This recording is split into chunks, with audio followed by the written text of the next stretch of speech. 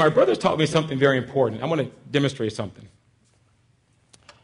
And really, it's about how I learned how to play catch. And a year before I went to high school, my grandfather asked me to play for his Pony League baseball team. I had never played organized baseball before. I played in the street with my friends, a tennis ball and a stick, but I had never played organized baseball. So I asked my older brother, I said, look, can you teach me how to play catch, how to catch a baseball? And those of you that have ever felt the baseball, it's like a big rock, basically, that people throw at each other. So we go outside, and he puts me here, and he comes over here, and he says, watch the ball hit the glove, okay? Then he reels back, and he fires it at me. And this ball comes past my face like this. And it goes about 200 yards up the street. And I'm like, why are you throwing the ball so hard? He said, go get it. So I run up the street to get the ball. And I come back. At this point, I'm shaking. He says, stand over there. I'm going to stand right. Watch the ball hit the glove. And he reels back, and he throws it. This time, the ball comes at me. I kind of see it. It hits off the glove, hits me in the chest, and I'll go down for the count. Now, I'm about ready to cry, but I can't let my other brother see me cry. So I run in the house. Probably one of those. You know what I mean? So I go in the house. I'm like, Mom, Malcolm, he's throwing the ball too hard. And she says, did you ask him to teach you how to play catch? I said, yes. Is he teaching you? Yes. Well, get out there. So I go back out there, and he puts me here. He's over there. He says, I told you, watch the ball hit the glove. So he reels back, and he throws it hard again. This time the ball's coming kind of low. It veers off, thank God. Hits me in the leg. I go down for the count again. He says, get up. So I get up. He grabs the ball again. He says, watch the ball hit the glove. He reels back, and he throws it as hard as he can. And I'm watching the ball, and I'm watching it. It's coming right at my face. And the ball goes into the glove. And I close my eyes. He walks over to me. He gives me a big hug and a high five. He says, awesome job. I'm like, why are you throwing the ball so hard? He said, because I'm teaching you how to deal with life when you get older. If you can learn how to catch the ball this hard right now, when you play for our grandfather's Pony League team, when you go to high school, if you play in college, it'll be easy for you because you've already dealt with the hard part. So to make a long story short, I went off. I played for my grandfather's Pony League team, made the all-star team, went to high school, made this varsity team as a freshman. And throughout my entire life, I've always lived with this idea of do the hard work up front. Do what you can do when no one's looking to prepare yourself for what's to come in your life. Well, I think he just really connects well with people. I mean, just the presentation right there you just saw, he makes people think about what's important to them, and he's able to keep people connected to the presentation. And that's part of the thing, when you have speakers coming in to talk to people for, whether it's a day or for a week, is keeping those people engaged. Along with being the author of the groundbreaking book, What's Your Sales Story?, JaMarr is also the CEO and creator of the Kaizen Way, a revolutionary sales and management system. Unlike many of today's speakers, JaMarr's professional experience and reality-based programs are rooted in real-world experience that have demonstrated actual proven results. This has earned him a reputation for being the ultimate sales insider. So what does it truly take to achieve sales excellence in today's tougher-than-ever marketplace? When business leaders, entrepreneurs, and sales professionals want the answer to this question and more, they turn to the ultimate sales insider, JaMarr Brown.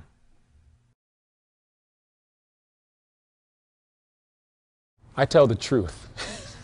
I mean, what's interesting is that you see speakers and you have training programs, and they talk about theoretical types of issues, and they talk about the 6 ways of closing or the 5 ways of answering questions, and they talk about the fact that everyone can achieve sales success and achieve all their dreams in life.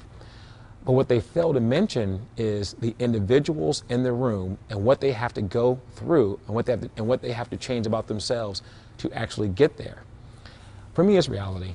When I wrote the book, What's Your Sales Story?, I had the option of trying to create some 10 habits of highly successful sales rep book, or I could just tell the truth of my story, which was, yes, I was successful, but I was a failure for 2 years. I tried to interview with other companies, didn't get hired. I applied for my MBA, didn't get in. I tried to create my own public access television show and go into television and radio, didn't work. These are things that are happening out there.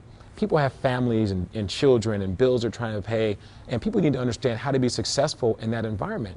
And I'm the type of speaker that can come in and talk to them at that level. But I don't just leave it there, because just knowing the issues is great, but the key thing is what you do as a result after you become aware of the issues, after you become aware of what's holding you back from being successful. And I drive that out of the audiences, and they love the fact that I'm real, the stories are real, I get them to tell their own stories, and they become inspired to be successful for the rest of their lives. Recently, my dad told me a story about a person he used to work with that used to bring his lunch to work every day. And around 12 o'clock, he would go to the lunchroom, take out his lunch, he would take out his sandwich, take out his juice, would take a bite of the sandwich, and then would complain about how bad the sandwich tasted. Okay? So this went on for several weeks. Every day around lunchtime, they would go to the lunchroom. The same person would take out his lunch, take out the sandwich, take out the juice, take a bite of the sandwich, and then say, man, this sandwich tastes terrible. I'm sick and tired of eating the exact same sandwich every single day. So one day, one of my father's friends went up to this individual as he was about to do the exact same routine, take out his sandwich, take out his juice, and he said, look, if you're that sick and tired of eating the exact same lunch every day, why don't you ask your wife to pack you something different for lunch? And he says, look, I don't have to change anything. I pack my own damn lunch. So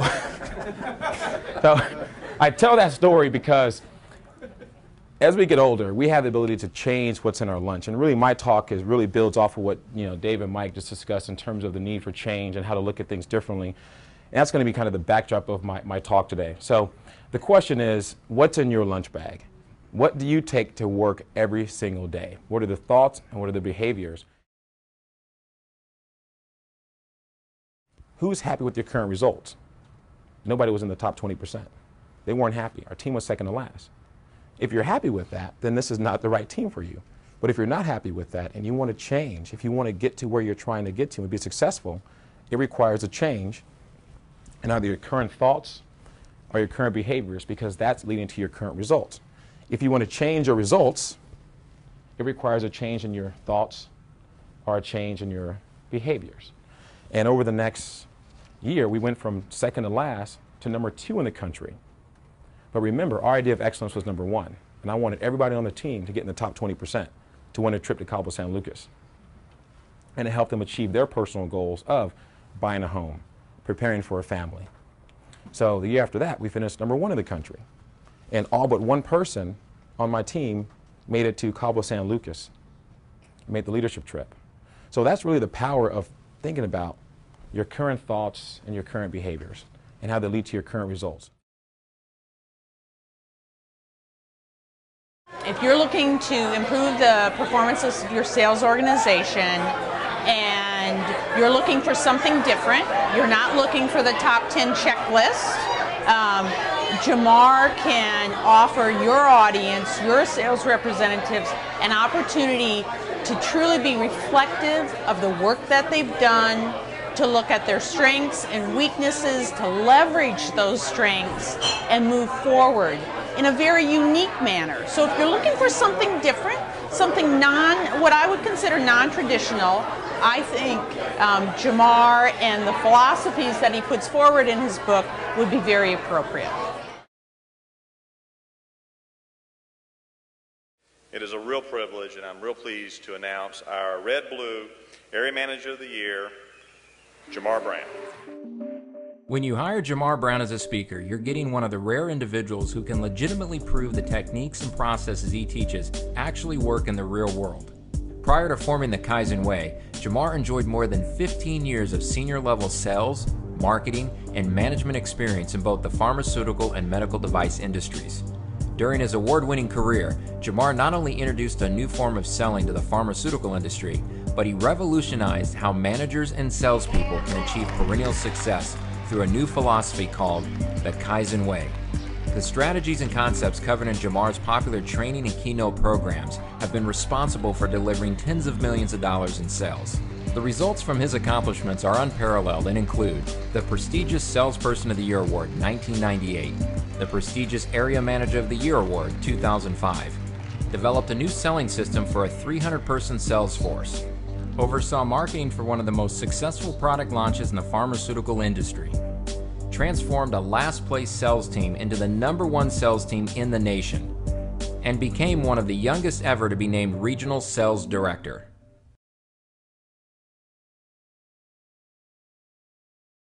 But there was a secret that I had, and the secret is called Kaizen, which basically means continuous improvement. You can have the how to do something, you can have the why, but as you know, life always gets in the way. We're busy people. I mean, it's taking people a long time to get here from freeways. We have families, we have things we're trying to accomplish, so life is just tough and it gets in the way. And when I was a sales rep and struggling, I came across this word Kaizen, which basically means continuous improvement. And I applied that to my life as a salesperson. I applied that to my career throughout my entire experience. And it became about trying to get better every single day. Instead of focusing on the end result of everything, focus on the process and what it takes to get there. So over the past several years, I've developed a philosophy that I call the Kaizen way. And it's based on 3 things, and it's on page 62 of the book. The first thing is this pursuit of excellence. And I'm going to talk about that in a second, but just kind of think about that. And the second thing is continuous improvement, the daily mindset, trying to get better every single day. Rewarding yourself or taking yourself one step closer towards achieving your goals in life. The next thing is to eliminate things that get in the way of your success, whether they be mindsets or behaviors, because there are things that we do that either take us closer to or further away from what we're trying to accomplish in life.